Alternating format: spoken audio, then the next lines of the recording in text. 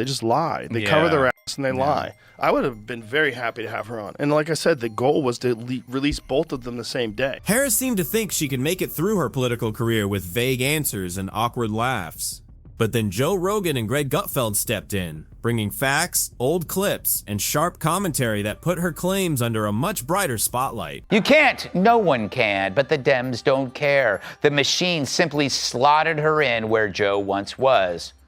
I only hope they wiped it down with Lysol first. From her well-known rambling answers to her habit of staying out of sight when major issues surfaced, they chipped away at her carefully crafted image one piece at a time. This goes beyond simple criticism. It's a direct challenge to a leadership style many see as lacking substance. She polled as the least popular vice president of all time. Yeah. She is, I had dinner with a friend of mine recently who actually knows her. He says she's very smart. If you thought Kamala's answers were confusing before, wait until you see how she struggles under this non-stop scrutiny. The pressure ramps up fast, and the discussion gets intense in a hurry. If you're ready for straight talk and honest commentary, hit the like button and subscribe for more in-depth analysis like this. But my favorite part was when Kamala Harris shows up and she fucking stink eyes both of them. Yeah. She stink eyes Trump and Obama and then sits down and doesn't say hi or shake their hands. Nice. And then looks over and sees that Biden or that Obama and Trump are talking to each other. And she goes like this. She's like, Yeah. she rolls her go over. eyes and she's with her husband and her husband's there. That's like when Shane was talking to Chappelle or Louis, and people are like, I gotta be nice to you now. Political reputations can unravel quickly when they're built on shaky messaging, catchy slogans, and answers that leave people more confused than informed. Kamala Harris was once presented as a groundbreaking figure and a rising force in national politics, but many critics argue that her time on the national stage fell far short of those expectations. There's a certain irony in that. She started her career as a prosecutor and public official, yet ended up facing intense scrutiny from many of the same political and media circles she once navigated with confidence. Then came Joe Rogan and Greg Gutfeld. Armed with clips, commentary, and plenty of sharp humor, they took aim at her record in public appearances, delivering a critique that quickly grabbed attention and sparked debate. Now that Joe's incapacitated, Cam gets celebrated. It's a master class in kissing some Cam. Video of the day comes to us from liberal media hacks who can't get enough of Kamala Harris since she became the Dems presidential candidate. Roll it, Ethel.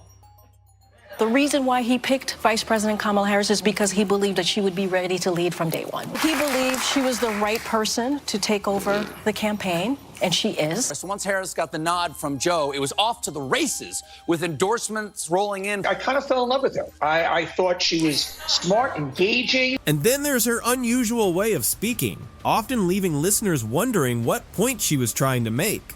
Instead of delivering clear, direct answers, her remarks sometimes seem to wander from one idea to another without ever fully coming together. Many critics have pointed to this as one of her biggest communication weaknesses. Go back and listen to some of those speeches yourself. You may find it surprisingly difficult to follow the logic from start to finish. There's an adage an historian once called a law of history. True of every society across the ages. The adage is, only when it is dark enough can you see the stars. I know many people feel like we are entering a dark time, but for the benefit of us all, I hope that is not the case. Rogan joked that listening to her explanations sometimes felt like watching a system error play out in real time. One moment she was enthusiastically agreeing with the crowd, and the next she was diving into a lengthy discussion that seemed far removed from the original topic. Critics often pointed to speeches about the passage of time as examples of how her remarks could leave audiences scratching their heads. At times, it felt less like a policy discussion and more like an unexpected lecture that wandered into abstract ideas instead of practical answers. When Tulsi Gabbard took her out at the hamstrings, that's a wrap, baby.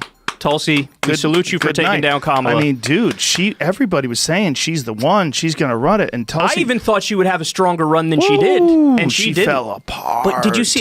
Tulsi made her fall apart. It's fascinating. She just shrunk into the shadows. And here's what many critics found hard to ignore. Harris was given responsibility for addressing key border issues, yet her involvement became a frequent target of criticism.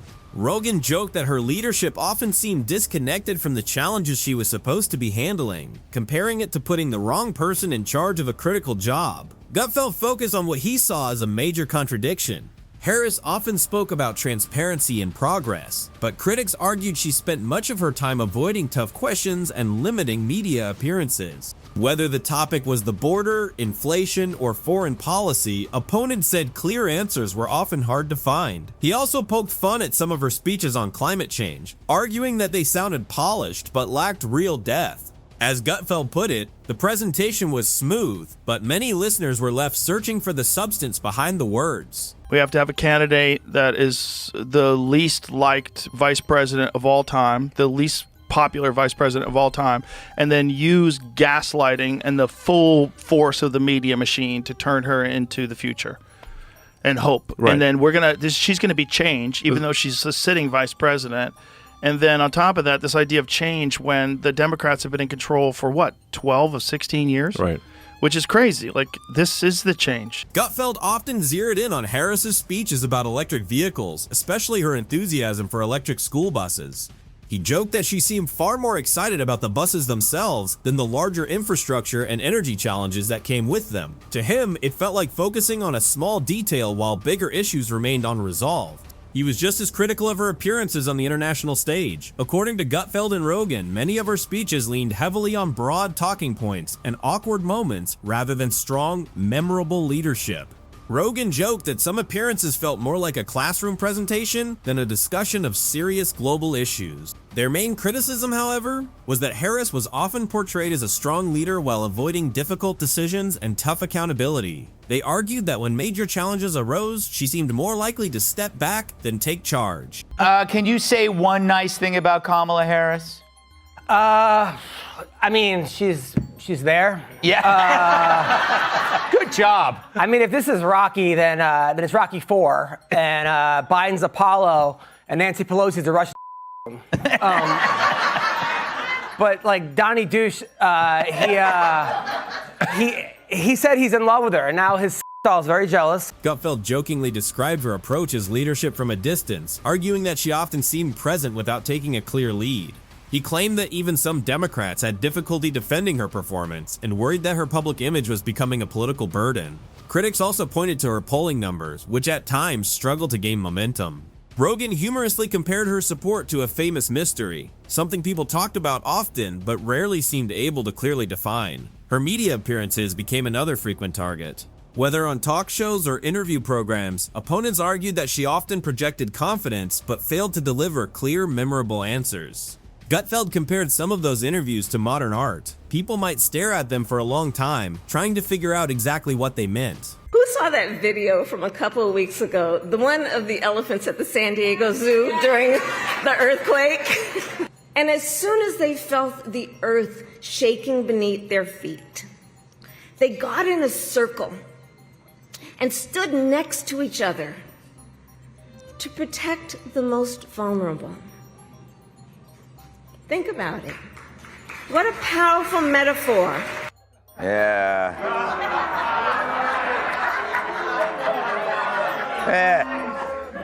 It's almost like they built a wall. Rogan often pointed to Harris's debate performances, arguing that her attempts to appear tough and authoritative sometimes felt forced rather than natural. He also noted how quickly political alliances shifted during the primaries, leading critics to question her consistency. What drew even more attention, however, was the contrast between her public image and how some commentators viewed her actual performance. Rogan and Gutfeld argued that whenever she struggled in interviews or press conferences, many media outlets were quick to frame those moments in a positive light. Gutfeld joked that Harris seemed to have a reverse Midas touch. claiming that some of her high-profile efforts failed to gain the momentum supporters hoped for. As criticism grew, even some allies began wondering whether her public appearances were helping or hurting the causes she promoted. Like, wasn't she like a joke even among Democrats? Like 10 seconds ago? Like literally, like a day ago. Yep. And now it's like the country's rallying around. I know. Like, yeah. What? I don't know. I don't even. Yeah, we're so easily manipulated, and they're all doing it in lockstep. Yeah, no doubt about it. There's no doubt about it. She was she polled as the least popular vice president of all time. Yeah. She is. I had dinner with a friend of mine recently who actually knows her. He says she's very smart. Critics often pointed to what they saw as contradictions between Harris's campaign message and parts of her record as California's Attorney General.